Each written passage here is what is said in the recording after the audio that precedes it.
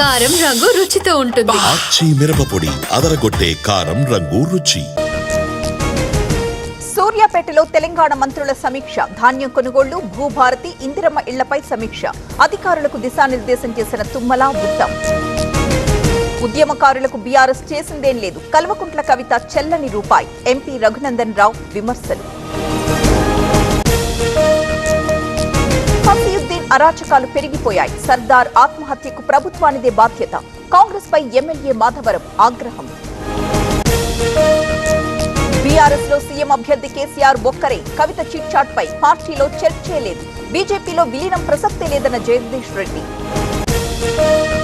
సంగారెడ్డి జిల్లాలో ఇందిరమ్మ ఇళ్లకు శంకుస్థాపన. 93 లక్షల రూపాయల వ్యయంతో యూజీడీ పనులు ప్రారంభం. ప్రత్యేక పూజలతో ప్రారంభించిన ఎమ్మెల్యే మహిపాల్ రెడ్డి.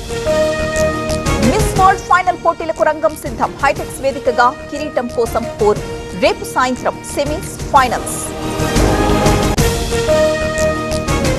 జగన్ విధ్వంసాన్ని గాడిలో పెడుతున్నాం. గత ప్రభుత్వ అవినీతిపై విచారణ జరిపిస్తాం. శేష జీవితం జైలుకే అంకితమన్న బీజేపీ నేత భానుప్రకాష్ రెడ్డి. వికారాబాద్ జిల్లా పరిగిలో రోడ్డెక్కిన గ్రామస్తులు. ఎర్రగడ్డపల్లికి రహదారిని నిర్మించాలంటూ డిమాండ్.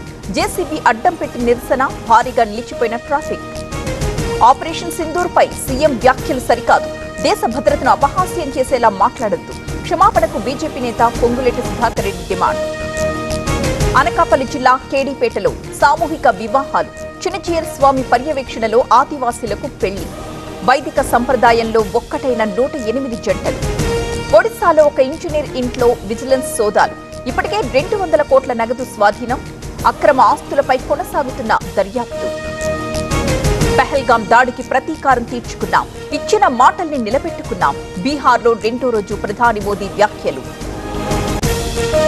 ఆపరేషన్ సింధూర్ హీరోలపై రాజ్నాథ్ ప్రశంసలు. వాయుసేన డేగ కళ్లతో భద్రత కల్పిస్తోంది.